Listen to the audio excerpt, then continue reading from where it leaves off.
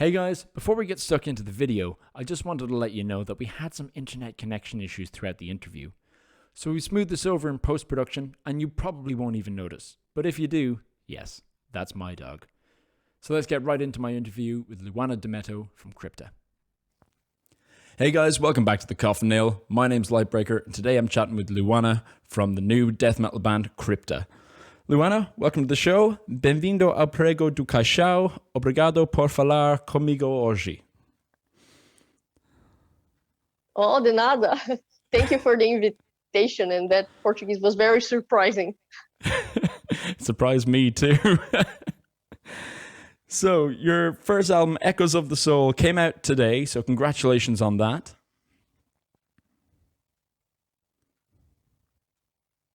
Thank you. Very welcome. It's a great album. Now, I don't usually ask bands about their origin story, but in your case, it's particularly interesting. You and Fernanda were previously in Nervosa, another amazing death metal band. Can you tell me how Crypta started and how you broke away from Nervosa, the story there, perhaps? Yes. So we were playing with Nervosa. We were, let's say, after so many tours, we were touring like quite a fucking lot. Yeah. I think the relation sometimes just wears out like naturally. This at least is what we felt in the band. That like after so many years, we just felt like we didn't have that fire going on anymore to write more music, and we thought it would be the best to just follow our own ways and be happy. Yeah. It was definitely the best for both of the bands, but Crypta started in the middle of this, I would say.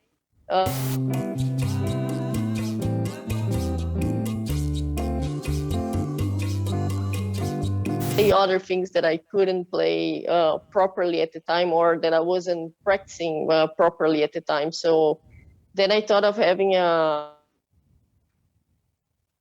death metal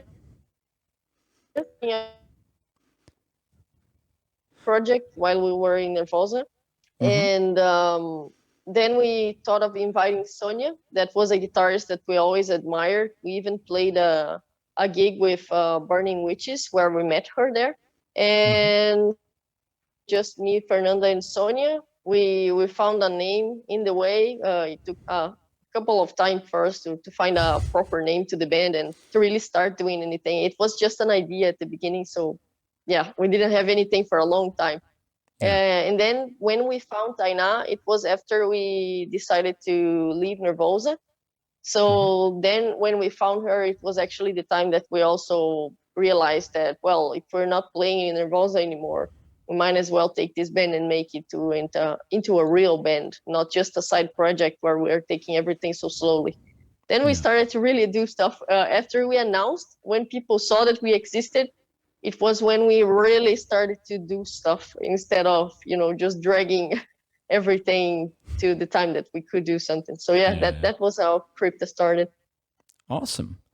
And Sonia being from the Netherlands and the rest of you being from Brazil, is she based there in Brazil now? No, she's still in the Netherlands, but it's fine because we don't see each other very much. We just write through internet. So when we get to see each other, we like take one opportunity and do everything that we can possibly do in that time. Yeah. Awesome. And Tainá being the last member to join the band, what did she bring in that was different before she joined?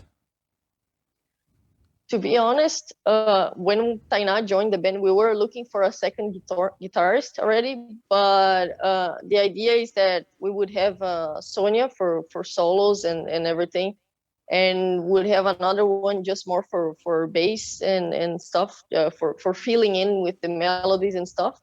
But when Tainá appeared, she appeared by herself. She found us and asked to get in the band.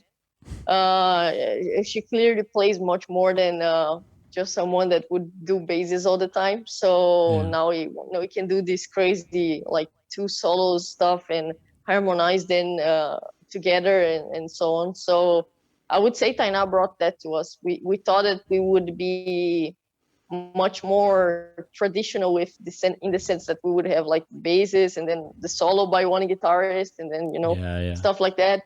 but we are mixing a lot. Like there's one solo in the beginning of the song from Sonia, and then there's two solos in the middle and a little something in the end, or two solos is split during the song, which we think it's very interesting. We like solos of fucking much. I think everyone everyone realized this listening to the album. But yeah, now we can have as much shredding as we can possibly add to the album with Sonia and Taina playing together. It's awesome. It's cool to hear a drummer be so enthusiastic about guitar solos getting front and center. I mean, it's something that I can't understand. I would never be able to write a solo. So I can't understand. I just get really impressed by everything that they do. I'm just like, whoa, I'm that kind of person. I'm more like their fan in the band. Every time they make a solo, I'm like, dude, this is so awesome. Yeah. So you're not going to have a Neil Peart moment on stage and just go crazy on the toms for a while? I could have, but I think I'm not quite ready for that yet. I have to think on a solo then. Yeah, fair enough. So you've signed with Napalm Records, and I've had a couple of Napalm's bands on the show before, like Cryptosis and Dragony. What's it been like working with them as opposed to other labels you've had with Nervosa, say? I actually don't know. I mean, I know how it is to work with Napalm Records, but I don't know in comparison to other labels. Because when I got in Nervosa, I think Nervosa was always Napalm, but I'm not entirely sure. But when I got in the band, they were Napalm already, and then with Crypta, because we just started and we thought that the band would take like in our idea we were like we will at least take 3 years to get a proper label, and we will need to release demo tapes in the beginning because we'll need to release independent and we won't have money and stuff. And then Napalm came in and basically saved our asses. But yeah, I would say that working with Napalm is just incredible. They took a project that barely had anything, and that was just a sketch of a project, and gave us the support to make what you're seeing. Like everything that Crypta did was because Napalm supported us. Otherwise, we would definitely not be able to do even half of what we did. Yeah, yeah. Well, it's amazing that you go in less than 2 years from starting the band from scratch to releasing your first album, that's amazing, especially for such extreme music, Yeah, we think so too. We were taking it very slowly and having some ideas that everything would take so much longer. So it's very nice to know that it's working much faster than we imagined. Yeah, for sure. Now, outside of playing metal, you studied graphic design and Sonia studied web development. Has that helped in any way with the artwork for the band or for the website? Well, I think no one ever asked this, and it's very nice. It's interesting because the idea of the artwork we make together. Like we always have a meeting and talk about the lyrics and what we think it's the prominent subject of the album. So we created that idea and gave to the artist. So let's say we just did the band's work on that, but yeah. From me, it comes the flyers, I would say, and merchandise, and I do the other graphic things that the band would need to have, but and probably get someone to do it. So like Facebook stuff, and every time that the band needs a flyer or something that needs a graphic designer, I'll probably be there doing it. And that's awesome. And we thank you. And we needed a website and a store and everything else, and it's very it's much easier to have a web designer in the band doing it than just paying someone to do everything for you. A lot of money in this in graphic and web designer, which is something we would need. No, for sure. But speaking of the artwork, the album cover is done by Wes Benscoter, who has worked with legendary bands like Black Sabbath, Slayer, Creator. What notes did you give him for the album cover? Because it's iconic, classic death metal style artwork. What did you tell him? How did you collaborate? Thanks. Well, we wanted, when we started to imagine the cover art and have the brainstorm for what it would be. Yeah. The only thing that we knew is that we wanted it to look kind of old school, kind of like 90s or so, Nice. to not resemble anything modern, because we wanted our sound production to be kind of not very modern too, like more organic, and you can hear that it was recorded and not too produced, really, more I know like what an you mean. organic Yeah. recording of everything. Yeah. So we wanted a cover art to represent that, but of course in the art, and we thought a painting would be the best, so we chose Wes, and we gave him the idea of, like, we wanted a monster coffin with teeth and eyes, and we wanted to be like bleeding from the bottom, and we want some change here and there because we want to have it here and there on stage maybe. Yeah. And Awesome. That's really yeah, cool. we gave the idea of the coffin of being inside like a place that looked like a crypt, so we could, because it's the debut album, it makes some sense that the first image that you see it's from a crypt. and and I like that. and he made that, but he made the demons. We asked just for some scratches in the wall with some kind of sculpture or something, to hold the candles that we wanted there, and it ended up to be like such a main part of the cover with the demons, and it was something that we didn't even think and thought about, so it matches with some lyrics and stuff. So I would say we gave the idea, but he made it much better, and could make a scenery out of what we gave. Oh, awesome. And even using the lighter color for the text, that's very 90s death metal, not the grim sort of black and white of either the black metal or the modern sort of metalcore. You definitely got what you're aiming for. Cool. Yes, achieved. Goal achieved. I have to say, one of my favorite things about you guys has been the 2 studio diaries. They are brilliant. Like, they're a music nerd's dream. The detail you guys go into about your equipment and everything. But at the same time, you all come across as so funny and endearing that I think it would be easy to watch for someone who's not a music fan. So I want you to, based on the studio diaries, can you tell me a bit more about the experience of recording the album and the studio, the production crew? Tell us about that. Well, thanks, and that's very nice to hear. We definitely wanted something more technical, also not just technical, so it's like boring us just talking about gear and numbers and series, but something that could be watchable for everyone that doesn't play an instrument. But the process of recording was just like, there's this studio in São Paulo. We recorded the last Nervosa album in there. The owners of the studio are all our friends, the technicians, everyone. We know like every equipment that they have in the studio, so it makes everything much easier to get into a studio that you know so much. It's like being at home, but in studio. And yeah, we separated like some days for each of us, and we pretty much recorded for the entire month in there. Because if we wouldn't be recording, we would be there like listening to the songs and choosing what takes we like the best, and what sound and this and that. There was days that we took just to find the sound that we wanted, so it took a long time. I would say it took longer than maybe it would take to record a conventional thing, because we got there not knowing exactly what we would like to sound like. We knew, but we didn't know what to get to achieve this sound. So we took much longer, like testing and just testing. We took long testing stuff.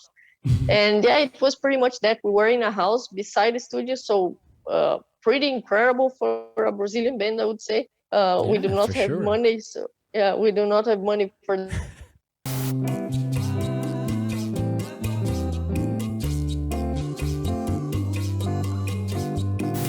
it's once in your life opportunity if you live in Brazil. So it was pretty nice. I would say almost like a dream for a Brazilian band to have so much luxuries in the studio as we did. No, that's awesome. And it was Tina's first time recording an album, wasn't it? Yes, it was. That must have been bizarre as well. Yeah, no one knew what to expect. Neither did her, honestly. We all got her. We were like, oh my God, let's see how she does or if she can do it in the recordings and stuff. And she was just shredding it and recording super easily. Of course. It was impressive, but yeah, her first time. So I have a couple of nerdy drummer questions for you, if that's okay. Oh, that's perfect. Finally, drum questions. Well, you said there you didn't have a specific sound in mind going in, or something to that effect. Did you have reference tracks for the drum sounds that you gave to the producers and engineers? I had kind of an idea, but I didn't know how to get them because I never played with such sound that I wanted. I had some videos of like I want my snare to sound like this dude's snare. I would like my kick bass to sound like this song and this and that. And then I tried some of that, and to be honest, didn't work. Mainly the snare. I wanted at the beginning, a very low tuned snare, which would make my work much harder because there's a lot of blast beats, especially for recording Starvation, that is the fastest. I did not know how I would record with a low tuned snare that song, but I wanted to try. And it ended up that after we tried a low tuned snare, it just sounded off, very off, because everything is so low already. If I put a low tuned snare, it would sound like I don't know, ball of a sound. I don't know how to explain this in English. It's an image, but yeah. Man, I'm a native English speaker. I don't know how to describe it, but I know exactly the tone you mean. Yeah. And then, it was almost like that. I just tried a lot and found out that I didn't want certain things that I thought that would be the ideal for the album. And some things they convinced me to change, which was a challenge, but it got much better in the end, like the kick bass. I thought I would record with 22 and ended up in 24 inches, which was much better for the general sound. And yeah, I would say it was like that. Nice. And you're using a bigger kit than you usually use, more toms, essentially. What was that a big shift for you in terms of how you played, your technique? I would say it's better now. I always wanted to have this size of kit because I have mine at home that is like this. I have been forever playing with this size of a kit because it's the one I first got and I just kept it. Nice. So at home I have the possibility of using more stuff. And in Nervosa I didn't do this because, well, if you tour and you put the drum kit up every day yourself, it's kind of a bummer to have all those tones and stuff to put up. And also, not every promoter can give you the drum kit that you need. And well, it's tricky to have a big kit live, mainly when you need promoters to give that to you. But to introduce this and see how it will work, at least in studio, I'm sure that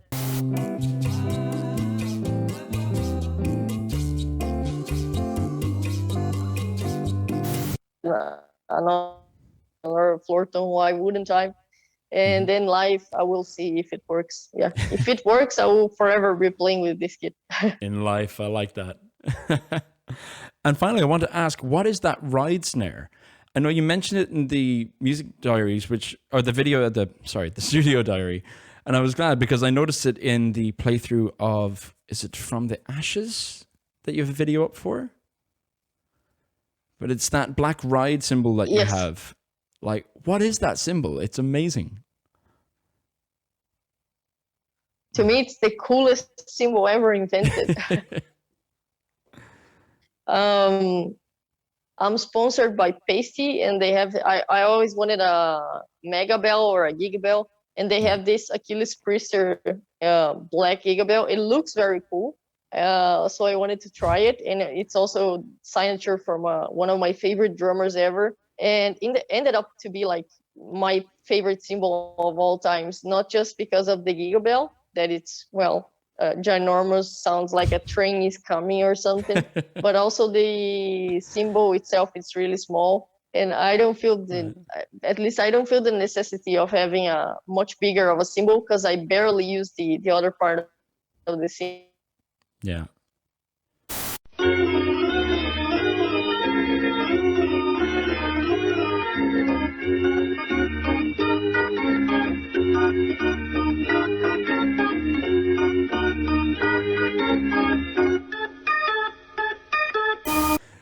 So, I think that's enough nerding out on the drums. We'll let everyone else have a question they can relate to for a while. So next year, you guys have a tour coming up with Heavyweights, Deicide, and Christian.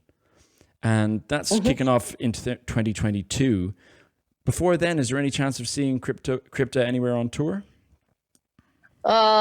I wouldn't say on tour, but there is chances of seeing Crypta, but we don't know if it's gonna happen anyways, because we have stuff booked for this year already, and we are very hyped to announce stuff, but we don't even know if we're going, so we didn't announce it yet because of the vaccine. It's going really slow in Brazil for people that are young, so we are kind of far from getting a vaccine, and we don't know where to go to get it. So yeah, maybe it's just the fucking vaccine. If we had it, we would be playing already, unfortunately. Yeah. Wow. Yeah, unfortunately indeed. But can't wait to see you guys over here. You're not playing Berlin. I'm gonna have to go to Leipzig for the night. Oh, I didn't even realize that. But well, I'm sorry for that, but yeah, I hope you go. Yeah. Don't worry. Yeah, Leipzig's cool too. And congratulations on getting booked to play Wacken too, with Judas Priest headline. Like, that's must be amazing. Yeah, thank you. It was our first gig announcement, so yeah, pretty fucking surreal to be the first gig announcement. We were kind of having a breakdown when we received the news. I'll bet. Jesus, what a first gig. So before we wrap up, I have a quick little lightning round for you. I'll just give you a one or the other, and you just tell me which one you'd pick. Yeah. Okay. So on tour, would you rather have good food or a comfortable bed? A comfortable hotel room, let's say. I would say a comfortable hotel room. Yeah. For the shower. There you go. Most important thing on tour. Yeah. Okay, so Morbid Angel or Death? I would say Death, because, well, Gene Hoglan. Yeah. Can't beat it. At the Gates or Entombed? Entombed, because I'm a fan of Swedish death metal. Nice one. And finally, Igor the other one is Swedish. Sorry. Yeah, I didn't want to point that out, but I was just yeah, sorry. Stockholm and Gothenburg. Then prefer Stockholm death metal. Oh, now that is an interesting one. I should ask people it that way from now on. Stockholm or Gothenburg? Yeah. To correct myself. No, but I like that. You recovered well. You know your metal history. So final question. Igor Cavalera or Dave Lombardo? Damn, I'm a big fan of both of them, but I would say Igor Cavalera, just because when I started, I was very much trying to be him. Not that I'm not trying to be Dave Lombardo either. I'm quite far, but yeah, I would say Igor. Fair enough. It is a tough one. So, Echoes of the Soul, the new album, the first album from Crypta, came out today. So guys, go check that out now on Napalm Records. Luana, obrigado. Thank you for taking the time to chat me on the Coffin Nail today, and hope to chat to you again soon. Thank you very much for the invitation again. It was a great interview, and de nada in Portuguese. You're welcome. Cheers. Hey guys, thanks for watching. It's YouTube, so you know the drill. Be sure to like and subscribe to get notifications about any future interviews I post here on the channel, because you never know who it's going to be. Could be Scott Stapp. Could be someone good. But like and subscribe, and there'll be a new interview every second week. Better still, you can listen to the Coffin Nail live on Keith FM, that's KEITHFEM.com, every second Friday from 6 to 8 p.m. German time. And for everything Coffin Nail related, go to thecoffinnailradio.com for full episodes, interviews, and exclusive articles. Thanks for watching, and I'll see you soon.